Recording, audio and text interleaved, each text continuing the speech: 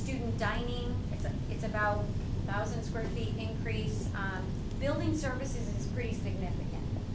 So given the spreadsheet and the way that it's done, it's almost, what, 15,000 square feet more than our current building services. One, I would say we go from 2,900 in restrooms to 6,200 in restrooms. That's to make them ADA compliant and to bring them up to code as far as how many we are required to have given the student population and size of the building.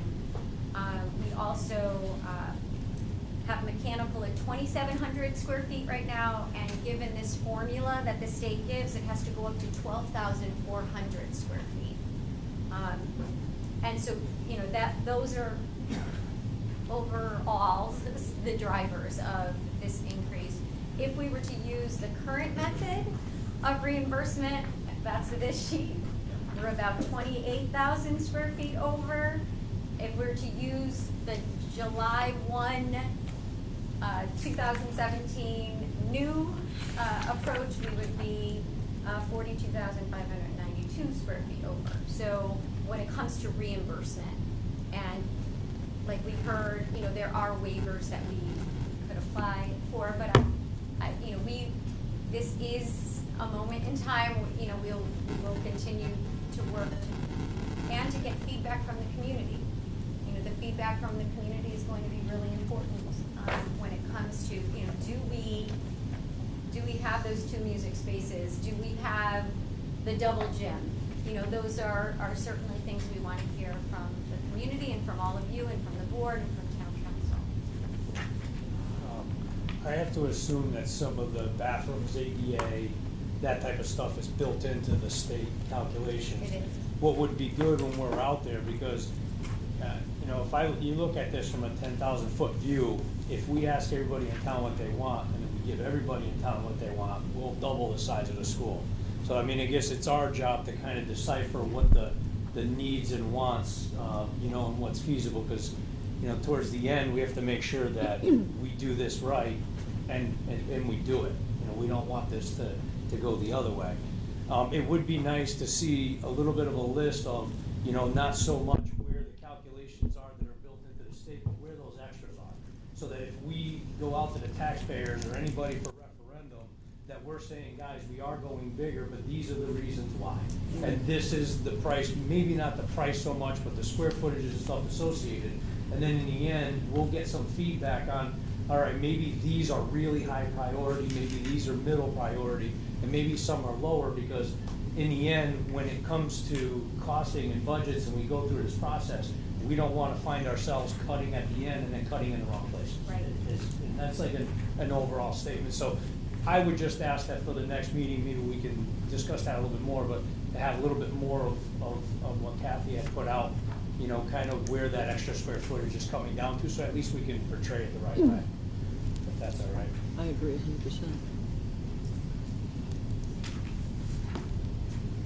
100%. Speaking of reimbursements, when do you plan to have the reimbursement formula done for the 3 different options, so we get some sense of what the state's going to kick in? Are you looking for the cost, or are you looking for Percentages. percentages? I'm going to ask Scott from Collier to jump into the conversation. Yeah, I mean, I think we can start to look at that, and we're going to need some of the square footages. You know, it's the first time we've seen the plans tonight. You know, there are areas in the 2 renovation schemes that, for example, the gymnasium that you're turning into a performance space that would qualify for reimbursement because you're changing the program area where it currently is to something new. Then there's other areas within the building. If you're just renovating, anything that's a repair or replacement doesn't necessarily qualify unless you have renovation status. But to get renovation status, you have to keep 70% of the existing building. And it doesn't appear that either of the 2 renovation schemes are maintaining 70% of the existing building. So, you know, we've got to get into it with KBA now, take a look at some of those areas where you define them that it's an existing portion, but it's a change in use, so that would qualify, versus areas that aren't. And then we've got to work with our construction manager and throw dollar values to that, whether it's light renovation, heavy renovation, in to start to put together a number then that we can apply the percentages to. So, again, I hope that we'll be able to get into that within the next couple of weeks to start working through that process. And you're gonna hear, the two words you're gonna hear is not so much anymore because of the fact that you're cutting more than 70% of the building off, but renovation status and alteration status. That's kind of how the state looks at it. And alteration status is far less reimbursed than renovation status.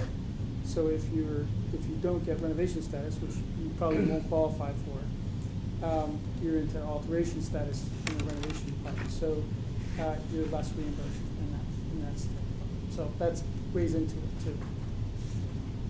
Bill, are we backing ourselves into a corner here where we're pushing ourselves to build a brand new building because the reimbursement's going to not be as great given what you decided to keep with the old building and just do some of the renovation where we would get more reimbursement with a brand new high school? I mean, it's sounding like that's what you're saying. Well, I think that's what this process will fetter out. That in some cases, again, if you're renovating but you're reprogramming a lot of the areas, and that would come in at a higher reimbursement rate. I think it's always it was 28% is the renovation or alteration reimbursement rate. 19% is new.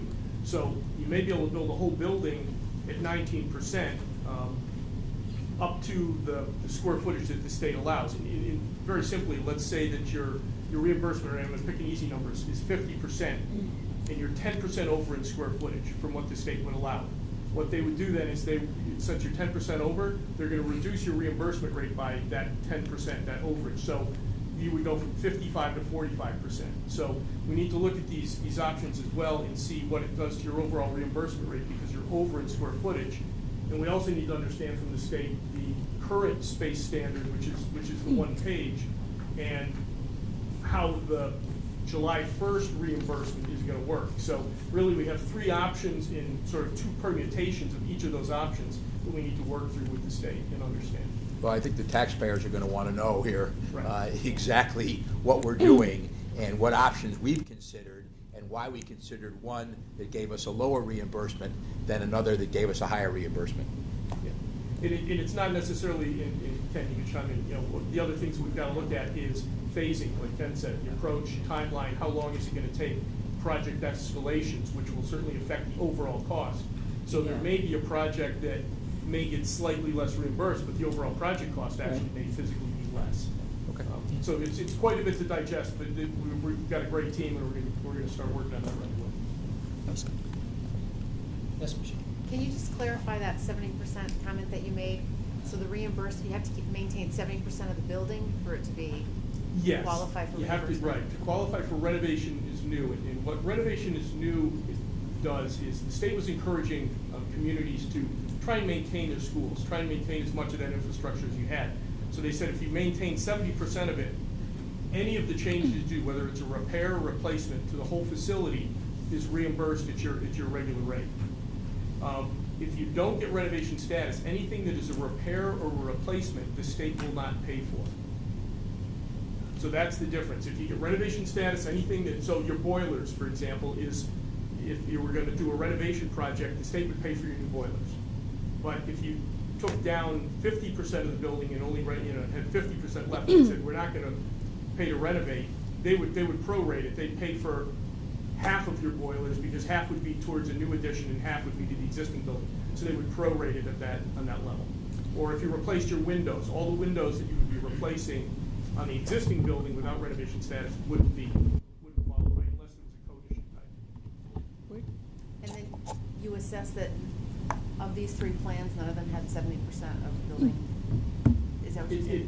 It looks that way. It doesn't appear that way, but we need the actual Okay. numbers from the It is other. about half, that's about 50%. That's actually So it's under that.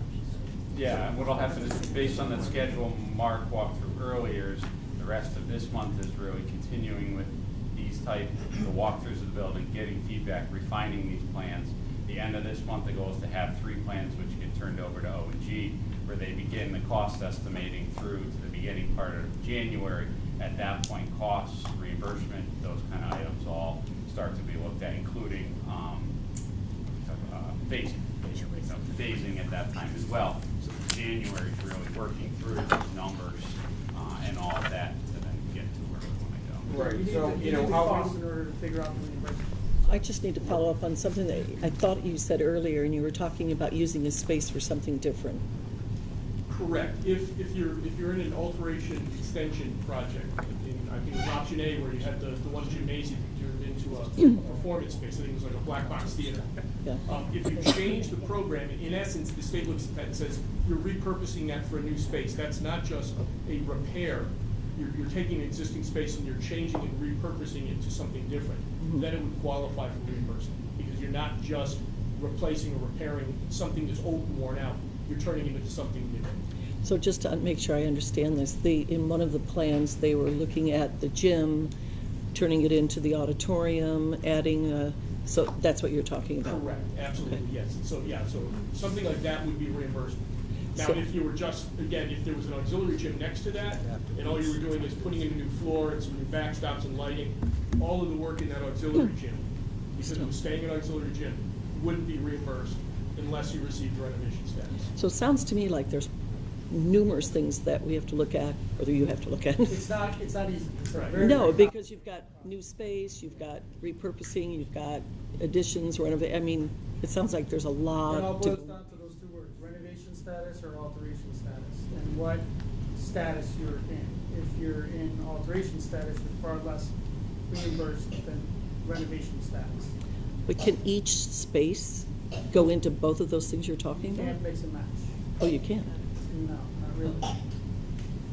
You either get renovation status or you don't. And so, that's the rub.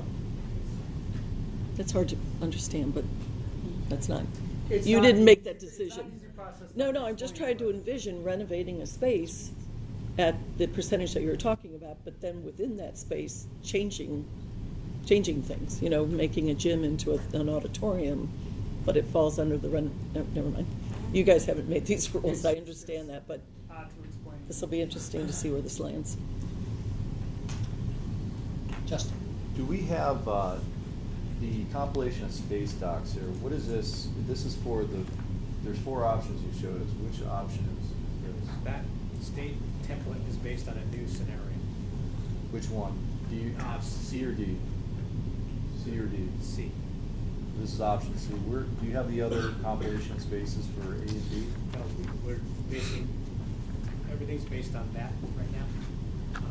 We would, whatever that shakes out to be, we're gonna back into an ad reno scenario.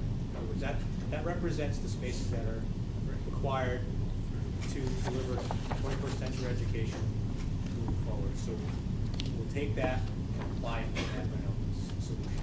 Square footage may be different. There may be some inefficiencies because of the existing conditions. So,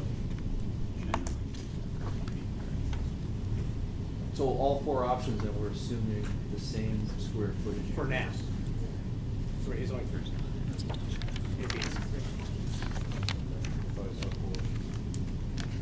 yeah, but so, yeah, we will apply that to an ad reno scenario, and look at that. Does that make sense? Well, I'd like to see the numbers for A and B, but I guess what you're telling me, this is the numbers for option C, and when you want to do numbers for A and B, you're going to back up to Yes. Justin, this all stems from, as Paul originally mentioned, the aspect of the program that we're trying to meet. So in any scheme, this, what Paul's saying is this doesn't really change it, unless we really have to back down on something. Some things may get compromised in an ad reno scenario, such as maybe the corridors are, because we're keeping 50% of the building, it would not be as efficient as a new building. That's an example. I don't know yet, but I anticipate that will happen. Just require experience. In a new scenario, maybe no auxiliary gym makes sense, but at reno, maybe one of the solutions we looked at keeping the auxiliary gym a little building. So maybe square foot difference. A new one is 8,000 square feet. The existing one is 7,000 square feet. So we'll have those differences in that direction.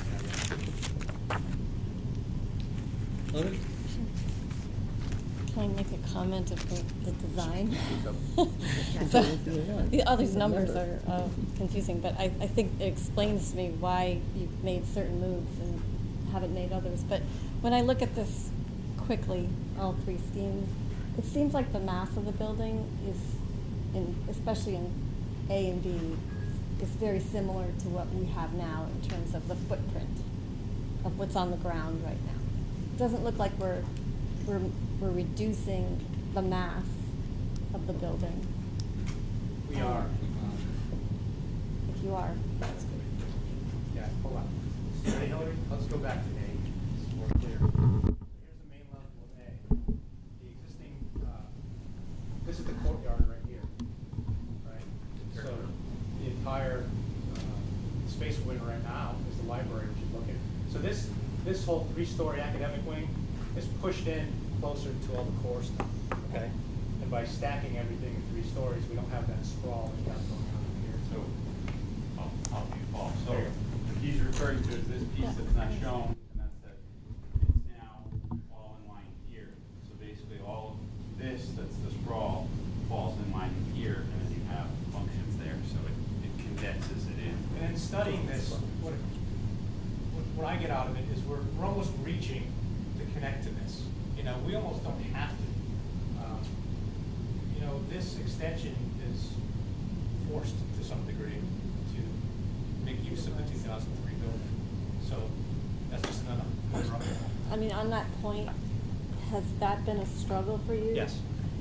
Keeping the 2003 wing is forced on, I think, all the schemes for me. I mean, that's what it looks like. And maybe at some point, can that be weighed, the cost of, I know the town paid for that most recently, or is still paying for it, so that's a difficult thing to address.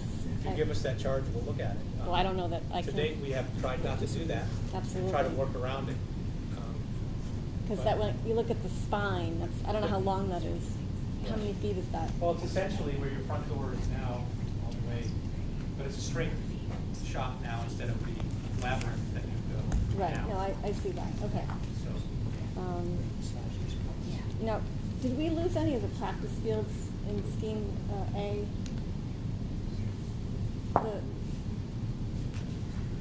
I know you retained the baseball field and the football field, but that parking lot looks like it's So we expanded. would move, there's a grass area that's Right. used, it looks like it had remnants of an older softball field, but not really used as softball anymore, that's in here, which may potentially be lost. We could look at, again, moving this down, but one of the comments we heard was there really was a desire to have some access to the back of the building, which isn't there now. So you could, in theory, take part of this out and remove this here, and we could push this down and try and maintain that. But it would shrink the drop-off area again, shrink the ability of parking, and it would limit the access to the back of the building. So there's pros and cons there that could be weighed. Luke, in your next scheme, we put an additional field up there. There's really no So difference with that. Yeah, and that was because we were So that cutting this comes down, down. so we took some of that material, put it here, but again, it gave a 4th field, but it shrunk these three fields down to fit the 4th. The last option, to your point of this, we split either side of the field and had it smaller. If this were to go away, we potentially could get 3 full-size fields side by side, right across here, which would be mirroring what you kind of have up top, and you would lose that building that's there. That in some ways was kind of nice to have a athletic building down there near the fields, have a set of locker rooms on the new scheme that fell there, but in other ways, if the real need is just physical field space, by taking the building out would allow us to do 3 fields across. Yeah, so here it kind of fell in the middle, whereas this could potentially slide. This may fit in, and we may be able to fit the 3 full-size there if that wasn't. Okay. Then on this scheme, are you removing earth where those upper fields are? And you must be building a Yes. huge retaining wall. Well, actually, the school, because of the way Paul designed, was the lower cluster would actually be, for most intents, for a basement level. So it would be built into the hill. There would be potentially a bit of a retaining wall out front with it, but we would have to further kind of look at that as we develop it as best as can for cost. We're thinking of this as sort of the, how we have the senior patio now. I mean, that could be some sort of quadrangle here with some, steps. This could also be a terrace so that this could provide access out to the fields halfway down the slope. We have an opportunity to use that feature, which is that big hill, to our advantage and capture the views. Which, if you think about it, the original designers of the original 1928 building were probably on the same path, placing that original 28 building right on top of the hill, looking out over the river. This is another form of that. For, moving forward, we take advantage of the next hill. And then lastly, will you be able to put together three-dimensional Yes. diagrams for the pricing? I would imagine that looking at this shape, which has a lot of corners and angles and curves, will impact the cost of the project as well as the square footage per pupil. So, yeah. We will do that for sure. Okay. Thank you. Yeah. So I just want to kind of go through process again so we all understand. So tonight we're looking at these options and we don't make a decision on the options until the end of January. So what I think the purpose is tonight and what I've heard is some of the comments were about looking at possibly some more fields, if there's some potential to put that in. The whole thought of this 2003 building, what are the pros and cons if we did decide to get rid of it? That was something that we heard. Obviously, the phasing and the reimbursement and all that, but that comes naturally when you guys are doing whatever the options are. And I think if there's other things that this group wants to say, look at, we should do that. And then from there, we go on the road and we hear what the public has to say, the council has to say, the board has to say. And then it comes back again. We hear what everyone says, and then we give them a final charge, and that comes till the end of January, where then they'll come back and say, well, if you phase it, if you do this, and all the different things, and we'll have the three options and estimates of the costs for those three options, and the reimbursement, because they'll have that all together by that time. So that's kind of the process that I think that we're looking for right now, is just kind of general big ticket items. Did we like the auditorium? Or did that look good? Things of that nature, I think, are helpful. Kat, just to expand on what you were saying, Yeah. We went through a lengthy community exercise when the lights at the football field were put in. And it caused some hard feelings within the neighborhood that abuts that area. Sure. I think it's very, very important that the neighborhood, which is Ledgewood and Knollwood and up and around, which abuts that property, be properly buffered. Because if you're going to be putting a school building on the upper fields with buses coming around and lighting and light spilling and noise and whatever, it will not be something that will be well received, I think, by that neighborhood. So I'm encouraged that you talked about buffering, but I think when you bring it to the community, if you're going to promote any of these options that affect anyone, in fact, that cut through Emergency Street that a lot of people who walk their dogs come up and go around, I think just be aware that you will get some strong interest from those abutting property owners who have been there for quite a while. Sure. Can I just follow? In our own office, Rico happens to live right over there, so well, he provides us with a lot of feedback. It was huge. Putting those lights was huge, and he's right about that. So. This is a very, very significant change.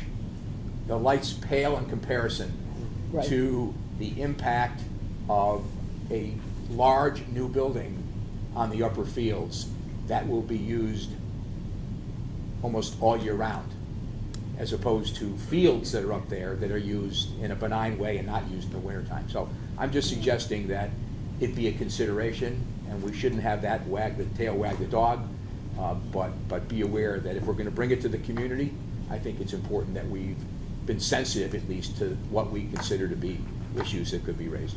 And we had that with Westwood. Can I just ask you a question? When does when do you want to hear from this committee? Some of these things that you're talking about, some of the concerns we might have, she mentioned the 2003 building fields, all of these things. When does this committee start giving our opinion on these things? After the community, or? We have a meeting on I think it's the 14th of December. Yes. And that would be an excellent time. I mean, we would have 2 weeks to study these plans. Okay. They're going to be available when and where, Paul? Sorry. Plans? We plan to PDF, just give it to you. On the town webpage. We'll put it on the new project website, on the town website. Everywhere. It'll be everywhere. So we'll have it available to the public, not just us, but the public for comment on concerns and issues starting tomorrow, day after tomorrow. We'll be up and running. Bill, can I ask a question on that? To the extent that these drawings are going to be available to the public, and I apologize if this is already on there, can there be a qualifier on each that says something to the effect of what Mr. Booth said, that these are works in progress, and that, I wrote it down because I liked it, that adjustments and refinements are expected based on input? It's just so that that's clear as these things go wider and wider and the nuance here is lost a little bit. We can take Mr. Bruce's opening statement and put that as the first slide within it, if that makes sense. Or I would even, if these are going to be plucked out individually by even other just people in town, sharing with their neighbors, whatever, just a sentence on the bottom of each, if they are such that they can be separated. Just to make sure that everybody understands what these actually represent, which are starting points for discussion, not... Like a footer yes, on there? Thank you. For all three of them, yeah. Yeah. He did say adjustments. Oh, okay. It jumped out at me. I didn't write that down. And just, I forgot one recap too, that the other thing that we're gonna be looking for, is breaking out when the square footage is over, what that is. When we recap, I think that's important to show and have a listing of that as we keep on, refining it, but I think what Johnny, what you said, we need that too. Yeah, that's a great idea. So certainly within the next 2 weeks, I would encourage the committee and the public to review these documents. Having them online is going to give them unlimited access to them, so we'd expect feedback from these being on, and that's accessible through the website. And we're taping this right now, so we're hoping that it's gonna be downloaded, the entire meeting and the presentation, so that will be on tomorrow too. So that will be, people can watch it online. Okay. Any other discussion on this? Our next meeting is on the... 7. 7th.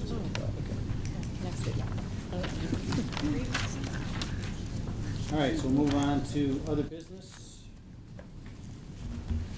This got mailed out? When is this hitting the, Should be today. today or tomorrow? I thought absolutely. Or save the date, so we got that out. I just want the committee to know, just in the time with you, that I say that we have looked at these in the communications committee, some of these things that are going out. Okay. Any other business? Entertain a motion to adjourn. I'll move it. Wait. I withdraw it. I'm sorry. I just wanted to, this calendar, I just want to make sure that I understand it. I'm sorry, committee. I've got 2 minutes till 6 o'clock. On December 12th, we're meeting on the 7th. The tour's on the 8th. On the 12th, the Board of Education is going to be looking at these 3 designs and ed specs. And the 13th Town Council, we're meeting again on the 14th. The 19th, the Board of Education's. These are meetings that we're hoping that building committee members can attend. Correct? Yes, I encourage attendance at all these. Okay. I just wanted to make sure that I understood that calendar. I mean, it's clear. It's me. And the tours, could we look at like January 9th, please, and the 10th? And I'm just curious, the Board of Education's meeting at 7 o'clock, it's on here. What would that be? We listed all of the Board of Ed meetings and the town council meetings on here just so we could make sure everything matched up. Okay. So if it doesn't have the color coding, That's what I thought, okay. it's not a meeting that we're speaking at. So the color coding are the meetings that you hope we can. Yes. Some board or some committee members be at. I tried to color code it where a meeting where attendance is green to go, and then the red are kind of action items. Those are the things that are going to happen at those meetings. Go, green, okay. Green go. That's how I work in my preschool colors, so I appreciate that. Let me write that down real quickly. I move we adjourn. Go for it. All those in favor? Aye. We are adjourned.